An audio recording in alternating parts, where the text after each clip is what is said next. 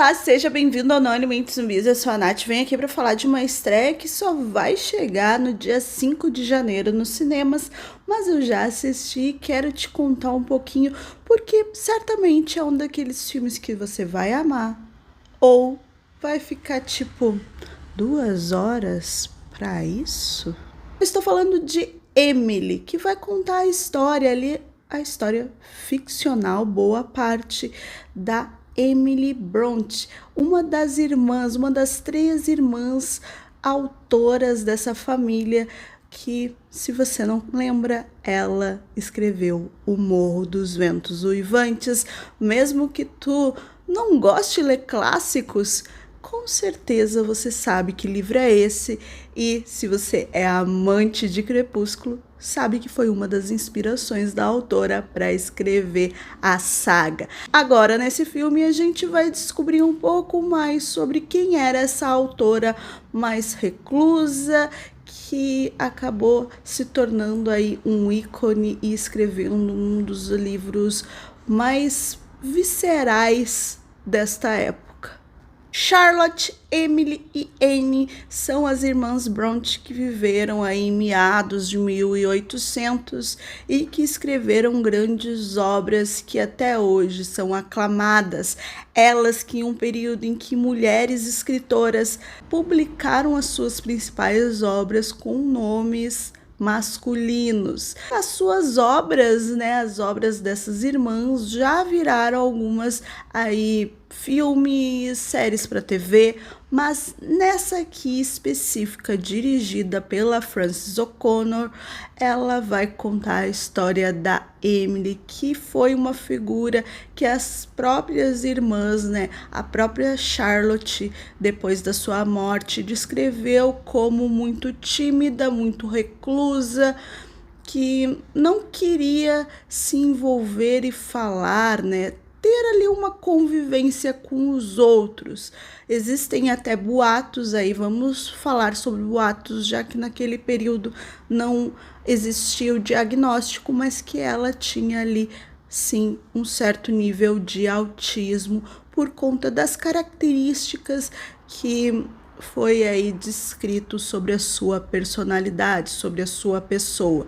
O filme vai mostrar a Emily como aquela pessoa que julgam que é estranha, reclusa, que gosta de ficar sozinha com seus pensamentos ou no máximo ali com os parentes de convívio contínuo. Ela que escreveu apenas um livro aí na sua curta vida, já que ela morreu com 30 anos, que foi O Morro dos Ventos Uivantes, mas durante vários anos ela escreveu poemas e também ali dividiu essa paixão pela escrita com as irmãs.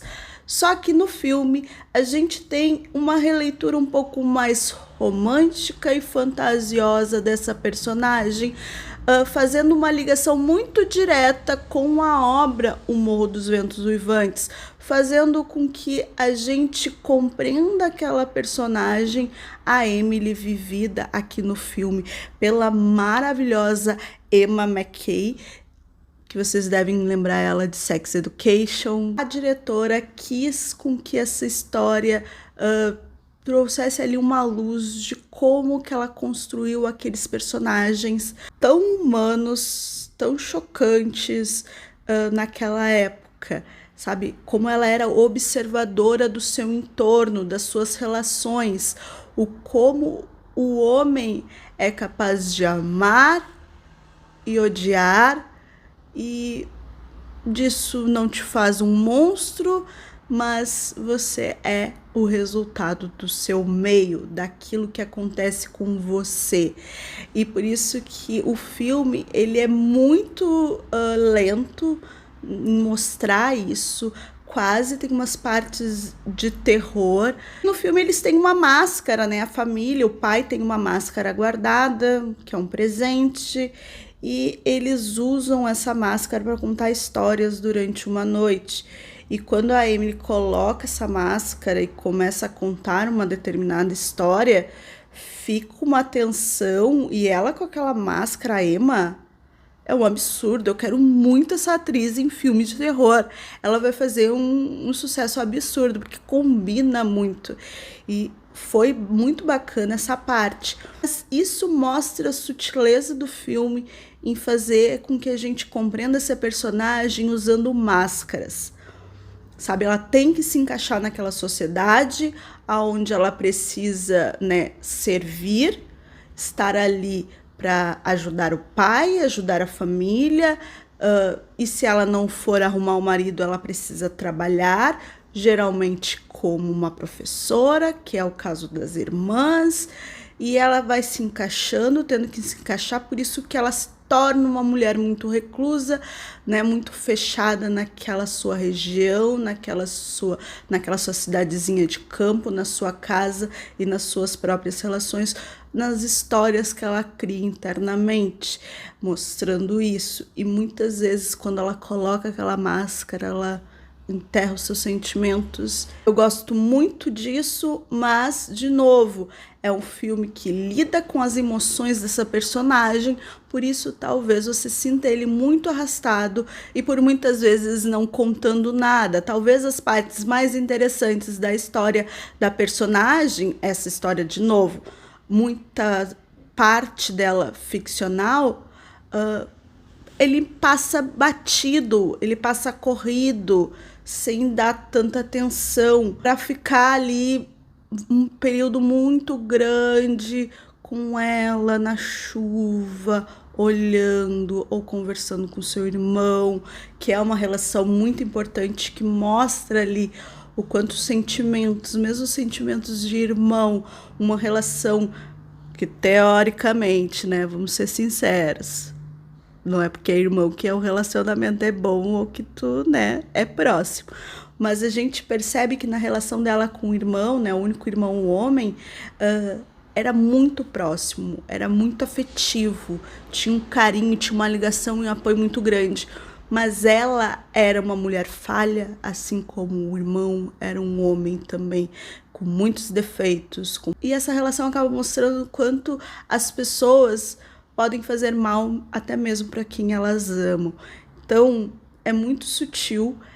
De novo, ele vai construindo coisas e relações baseadas em fatos reais da vida da Emily e dos seus irmãos, mas mesclando com essa ficção que ela escreveu, né, com 28 anos, ali 2 anos antes dela vir a falecer. Mas é claro que como o livro da Emily, ela é a consequência desse período, digamos, dessa vida dela, é isso que a gente tem no filme, é isso que o filme quer romantizar, ele vai focar também muito na relação que ela teve ali no filme, de novo, com o William Heathcliff, que é o nome também do personagem do livro dela, e coloca este homem ali para mostrar que sim, ela viveu aquela paixão, aquele amor que não foi, infelizmente não foi para frente por vários problemas. É um homem com muitos, né, muitas questões, um homem que às vezes a moralidade no livro é extremamente questionável, né? Tudo que também ele passa. Então este filme da Emily acaba transformando aquele romance ficcional em algo que talvez, né, pode ter acontecido com ela em questão. Se você gosta muito da obra, se você conhece a biografia, né, um pouco mais da história da Emily, talvez algumas coisas lhe incomodem, né? Questões temporais, coisas que vão acontecer, como a publicação dos livros, né? Em que ordem elas acontecem, porque na verdade a Charlotte, a irmã mais velha, é que publica um livro primeiro, né? Que é o Jane Eyre, e depois é que vem a publicação da Emily, que em vida ela acabou vendendo 2 exemplares apenas, e também não mostra nada da Anne escrevendo, como se ela não focasse nisso, mas ela era uma ótima escritora também, e até talvez a história dela fosse mais interessante para vir para a tela. E acaba que isso é deixado de lado para tu fazer toda uma narrativa bonita de reflexão no final, com a Charlotte, né, pensando na irmã e, enfim, colocando no papel o seu livro. Então tem coisas também ali da biografia que a gente conhece que estão erradas. Então são coisas que não estão ali para priorizar a fantasia que vai envolver a ligação da obra com a vida real da Emily. Pra mim tá tudo bem, ele não se vende como uma cinebiografia, está errado quem assiste pensando que é uma cinebiografia.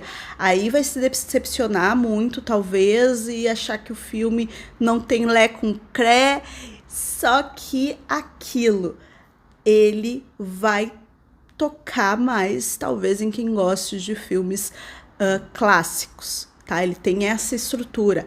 Ele não é parecido com esses filmes mais recentes que contam essas histórias, esses romances históricos, né? Ou esses romances de época. É isso que ele vai trazer aí para as telas no dia 5 de janeiro. Ele visualmente tem aquele tom acinzentado, pálido, sem vida, mas ele tem muito vigor exatamente por conta da Emma nessa personagem. É ela que encanta os nossos olhos e faz a gente acompanhar até o final e tentar descobrir como que essa paixão que ela sente vai terminar. E principalmente como ela vai ser finalizada, né, nesta obra em questão, que é o Morro dos Ventos Uivantes. E se você gosta muito da obra, vai pegar as referências, vai pegar a locação, os personagens, os nomes. E se você é fã de Crepúsculo, também vai ter ali, vai enxergar as referências que a autora teve nesta obra, sim. Eu sei que eu falei muito, mas é uma obra que eu digo para vocês, eu não sei ainda se eu amei ou se eu estou indiferente ou se é mais um filme, se eu vou lembrar dele daqui uns dias. Eu recém assisti e às vezes essas emoções é gostosa de a gente apreciar e compreender ao longo do tempo como esse filme vai se ressignificar ou não para mim futuramente. Por isso que eu não sei ainda te dizer se eu adorei ou se para mim não vale a pena tanto assim no cinema. Então, aconselho que sim, você vá, assista, e se você é um fã desse tipo de filme, desse tipo de obra, ou até mesmo da autora, vá assistir, depois volte aqui e me conte o que você achou. Beijos e até a próxima.